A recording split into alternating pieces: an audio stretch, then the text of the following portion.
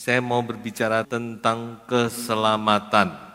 Injil Lukas pasal 2 ayat yang ke-11. Hari ini telah lahir bagimu juru selamat, yaitu Kristus Tuhan di kota Daud. Mari kita merenungkan kembali tentang keselamatan. Keselamatan itu satu hal yang paling penting yang kita miliki. Hanya masalahnya yang perlu kita renungkan, apakah kita mengerti, menyadari arti keselamatan itu dalam hidup kita. Mari kita mau merenungkan arti daripada keselamatan itu. Kita mau segarkan kembali, karena Natal identik dengan juru selamat. Natal identik dengan keselamatan. Ada 4 hal yang ingin saya sampaikan tentang keselamatan.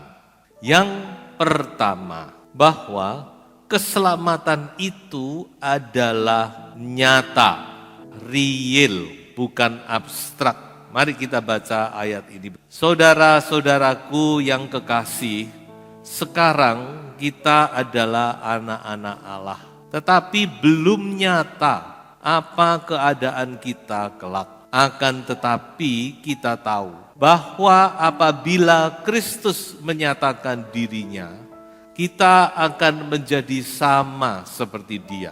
Sebab kita akan melihat Dia dalam keadaannya yang sebenarnya. Perlu kita ingat bahwa keselamatan yang kita terima itu adalah sesuatu yang real, nyata, bukan hal yang abstrak. Mengapa saya katakan demikian? Karena sekarang ini kita masih belum melihat kenyataan dari keselamatan itu. Gimana sih keselamatan itu? Kita belum lihat. Mungkin ketika kita terima Yesus, saudara merasakan damai sejahtera, saudara merasa sukacita, dan seterusnya. Mungkin hanya sebatas itu saja yang kita rasakan. Tetapi sebenarnya keselamatan itu bagaimana? Itu kita belum melihat, belum nyata. Menjadi anak Allah itu bagaimana? Belum nyata. Masih samar-samar kata Paulus. Tetapi saudara-saudara ingat, ada satu saat keselamatan itu akan menjadi nyata. Kapan itu? Pada waktu Tuhan Yesus datang. Atau kalau Tuhan Yesus belum datang, pada waktu saudara dan saya meninggalkan dunia ini. Di situ kita baru mengerti, oh ini keselamatan itu. Inilah menjadi anak Allah itu. Makanya itu saudara-saudara, walaupun kita masih belum melihat kenyataan itu, tapi kita diingatkan bahwa keselamatan yang kita terima di dalam nama Tuhan Yesus Kristus itu adalah sesuatu yang real, yang nyata. Itulah sebabnya jangan sampai keselamatan ini diganti dengan apapun juga. Karena godaan ke sana itu akan semakin besar. Kita akan ditawari hal-hal yang bisa menggoda, di mana kita bisa melepas keselamatan itu. Seperti halnya dengan Esau. Dia tukar hak kesulungannya dengan semangkok kacang merah. Dia pikir apa artinya hak kesulungan, gak iso dinikmati sekarang. Semangkok kacang merah ini yang aku perlu, aku lagi lapar. Ini yang real. Kalau itu mah tidak real. Kapan dia menyadari bahwa hak kesulungan itu penting? Ketika dia mau menerima berkat, ditolak. Kamu bukan anak sulung lagi. Firman Tuhan berkata, dia menangis. Tapi sudah terlambat, tidak bisa diubah. Kenyataan dia sudah jual hak kesulungannya. Jadi ini saudara-saudara yang perlu saudara dan saya kita sadari. Memang kita belum melihat apa itu keselamatan. Kita belum melihat sorga. Kita belum sampai kepada kehidupan yang kekal. Tapi saudara-saudara, Alkitab tidak pernah salah. Alkitab menjamin bahwa keselamatan itu adalah sesuatu yang real, yang nyata. Itu yang pertama yang ingin saya sampaikan untuk mengingatkan kita semua. Yang kedua, saudara-saudara, keselamatan itu adalah masalah pilihan. Coba kita baca ayat ini. Sebab di dalam Dia, Allah telah memilih kita sebelum dunia dijadikan, supaya kita kudus dan tak bercacat di hadapannya. Di dalam Dia, maksudnya di dalam Yesus Kristus anaknya, Allah telah memilih saudara dan saya untuk diselamatkan. Ingat ya, keselamatan itu di satu sisi itu adalah masalah pilihan. Apa Allah tidak berhak untuk memilih? Sangat-sangat berhak. Siapa yang bisa menggugat? Ini masalah orang yang akan hidup dalam kekekalan bersama dengan Dia. Kekekalan loh saudara, bukan hidup cuma 100-200 tahun. Kita yang diselamatkan ini akan hidup bersama dengan Allah sampai selama-lamanya. Apa Allah tidak berhak memilih? Sangat berhak. Sebab itu firman Tuhan berkata, bukan kamu yang memilih aku, kata Tuhan Yesus. Tapi aku yang memilih kamu. Allah yang memilih saudara dan saya. Saudara, apa enggak kita excited, kita dipilih dari sekian miliar manusia. Sekian generasi, tidak tahu sudah berapa miliar manusia yang sudah hidup di dunia ini. Dan dipilihlah kita sebagai salah satu orang yang diselamatkan. Hebat bukan Tuhan kita? Kenapa kok Allah memilih kita? Ini yang menjadi pertanyaan bukan? Dan pertanyaan ini hanya bisa dijawab nanti kalau saudara ketemu Tuhan. Tuhan, aku ini orang kayak gini, kok Tuhan pilih aku? Jadi keselamatan itu pilihan loh saudara. Nggak main-main loh ini. Bukan kita mau lalu kita bisa, no. Masalahnya sekarang kita mau lebih lihat lagi, yaitu kapan Allah memilih kita. Apakah ketika kita lahir, wah bayi ini ganteng, sehat tak pilih. Firman Tuhan berkata bahwa sebelum dunia dijadikan, before the foundation of the world, sebelum pondasi dunia ini. Kata foundation itu, kalau kita lihat di dalam bahasa asli dipakai kata boleh. Ini yang menarik yang ingin saya sampaikan. Apa itu kata boleh? Dan saudara akan melihat keajaibannya. Kata boleh itu artinya to cast down, melempar. Kalau kata ini kita masukkan, kita terjemahkan bahasa aslinya secara hurufiah berarti sebelum dunia dilempar. Kapan itu terjadi? Nah ini, ada satu teori yang namanya the gap theory. Sebenarnya kata the gap theory ini saya tidak kenal sebelumnya ya. Tapi apa yang disampaikan oleh teori ini yang kita pelajari dalam soal kitab. Ya walaupun itu memang tidak tersurat tapi tersirat. Kalau saudara melihat dan saudara sempat merenung, di dalam Kejadian pasal 1 ayat 1 dan pasal 1 ayat 2 itu ada hal yang kontradiksi. Mengapa saya katakan kontradiksi? Ayat 1, pada mulanya Allah menciptakan langit dan bumi. Kalau Allah menciptakan langit dan bumi, kira-kira Allah menciptakan itu semerawut enggak? Saya yakin tidak. Wong Allah menciptakan, pasti ini satu langit dan bumi yang indah, yang luar biasa. Tapi coba kita perhatikan ayat 2. Bumi belum berbentuk dan kosong. Gelap gulita menutupi samudra raya. Sampai di sini. Apa yang dikatakan ayat 2? Bumi itu campur baur dan gelap gulita. Dalam bahasa Ibrani dipakai kata tohu vabohu. Secara akal kalau saudara renungkan tidak mungkin.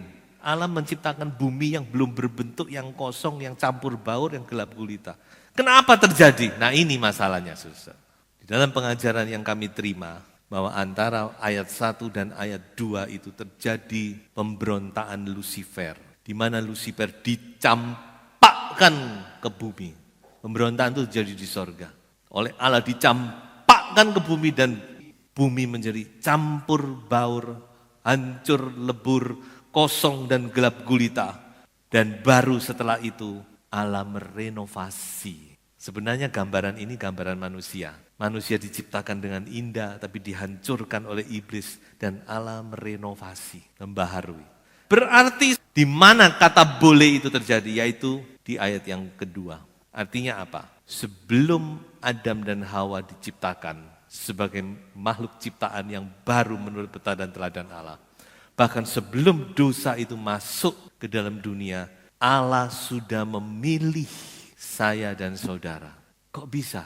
Bisa, karena Dia adalah Allah. Makanya Raja Daud berkata, terlalu besar pikiranmu, aku tidak bisa memahaminya. Luar biasa, saudara-saudara. Begitu luar biasanya keselamatan itu adalah anugerah yang tidak terhingga. Kita sekarang akan sampai kepada ketiga. Keselamatan itu mahal. Saya ulangi ya, keselamatan itu real, keselamatan itu pilihan, dan yang ketiga keselamatan itu mahal. Mari kita baca ayatnya.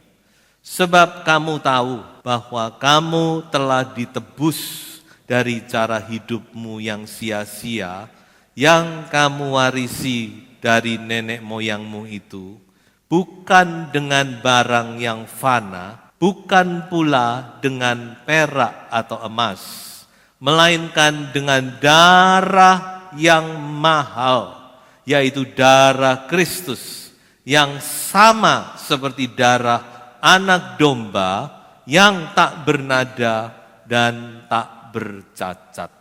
Ketiga ini kita akan melihat harga keselamatan. Firman Tuhan berkata, keselamatan itu sangat-sangat mahal harganya. Untuk menyelamatkan manusia, tidak cukup Allah mengutus malaikatnya yang terhebat sekalipun untuk menyelesaikan masalah dosa. Tidak cukup. Tidak cukup Allah kirimkan kerubiumnya untuk menyelesaikan dosa, untuk menghancurkan iblis, tidak bisa. Tapi hanya satu cara untuk menyelamatkan manusia. Allah harus tinggalkan tahtanya. Anak Allah itu harus tinggalkan tahtanya yang maha mulia, maha tinggi di sorga, dan dia harus lahir sebagai manusia. Itu. Jadi ketika peristiwa Natal terjadi, ada sesuatu perubahan yang luar biasa di sorga. Kenapa? Tahta anak tunggal Allah itu kosong. Lalu di mana anak tunggal Allah yang duduk di sebelah kanan Allah Bapa itu? Dia ada di dunia dan lahir sebagai seorang bayi. Dan bukan cuma itu, tapi Tuhan Yesus dia harus mati. Dia lahir untuk mati disalib. Karena dia harus mencucurkan darah. Sebab darahnya yang bisa membayar, menebus kita. Perhatikan kata menebus. Karena dosa kita ini digadaikan kepada iblis. Terjual kepada iblis. Lalu bagaimana? Karena Allah Maha Kuasa, Allah bilang, iblis turuti perintahku, keluarkan orang ini. Tidak bisa. Allah nggak bisa pakai cara begitu. Dia harus tebus. Harus ditebus. Mau mengeluarkan barang yang sudah digadaikan, harus ditebus. Dan harganya adalah darah. Darah anak domba yang tak bercacat dan tak bercela. Sebab itu keselamatan itu mahal. Tidak bisa kita beli dengan harta. Mazmur 49 berkata, dengan kekayaannya, hartanya, manusia tidak bisa membeli keselamatan. Terlalu mahal harga penebusannya. Sudah nanti baca Mazmur 49. Sudah akan tahu di situ. Terlalu mahal harga itu. Daud dalam ilham Roh Kudus, dia menubuatkan keselamatan yang akan dikaruniakan kepada manusia. Terlalu mahal. Ingat ya, kita ini orang-orang yang sudah ditebus, saudara. Dan harga untuk menebus kita itu darah. Dan darah itu darahnya Yesus. Darahnya anak Allah sendiri. Keempat, keselamatan itu gratis. Coba kita baca. Sebab karena kasih karunia kamu diselamatkan oleh iman. Itu bukan hasil usahamu, tetapi pemberian Allah. Itu bukan hasil pekerjaanmu. Jangan ada orang yang memegahkan diri. Keselamatan itu gratis. Kenapa kok gratis? Karena kita gak bisa bayar. Makanya sama Tuhan, wis timbang kamu gak bisa bayar, tak kei gratis. Cuma-cuma pemberian. Sama sekali sedikit pun kita tidak punya andil. Bukan kesalehan kita, bukan kebaikan kita, bukan kesetiaan kita. Sama sekali kita tidak punya andil, saudara. Walaupun 0, sekian persen. Tidak ada saham kita di keselamatan ini. 100% itu Tuhan yang beri. Kita tinggal terima dengan iman. Iman itu pun Tuhan yang kasih. Apalagi kita, apa yang bisa kita banggakan? Nothing, tidak ada. Kalau kita satu kali nanti ketemu dengan Yesus, makanya dikatakan ke-24 tua-tua di sorga itu ketika dia memuja anak domba itu, mereka lemparkan mahkotanya di bawah kaki anak domba. Mereka sujud menyembah. Karena apa? Tidak ada sedikit pun yang bisa dibanggakan. Keselamatan kita itu hanya pemberian, anugerah, kasih karunia, gratis. Nah sekarang berikutnya, lalu gimana? Kita menyadari bahwa ada tanggung jawab kita. Keselamatan itu diberikan gratis, tapi bukan berarti lalu kita tidak punya tanggung jawab di dalam. Dan sebenarnya tanggung jawab ini tidak perlu diingatkan. Sebagai orang-orang yang tahu berterima kasih, tentu orang itu akan bertanya, Tuhan begitu besar kasih karuniamu, apa yang bisa aku perbuat? Pastinya demikian. Dan saya mau berikan 3 hal yang bisa kita perbuat. Pertama, kita menyadari dan mensyukuri. Saya harap kita menjadi sadar betapa besar keselamatan yang Tuhan berikan. Dan bukan cuma sadar, mensyukuri. Sadar satu hal, tapi kita juga harus ada ucapan syukur. Terima kasih Tuhan. Seperti Yusuf dan Maria dipercaya untuk mengandung Sang Juru Selamat. Maria bersyukur, jiwaku memuliakan Engkau. Walaupun itu tidak gampang, itu tanggung jawab yang tidak gampang. Bagi Maria juga, bagi Yusuf juga. Tapi dia tahu keselamatan yang dia kandung. Keselamatan yang ada di dalam dirinya. Keselamatan ini Tuhan percayakan. Maka dia mensyukuri, menyadari. Yang kedua, saudara, wujudkan. Kita tidak bisa berhenti cuma syukur. Wujudkan keselamatan itu. Saya bisa pakai contoh orang Majus di sini. Bagaimana mereka mewujudkan keselamatan itu? Mereka menyembah Tuhan. Mereka kembali lewat jalan lain, bicara tentang pertobatan. Mereka memberi, bicara tentang satu perbuatan baik. Ada wujudnya tentunya.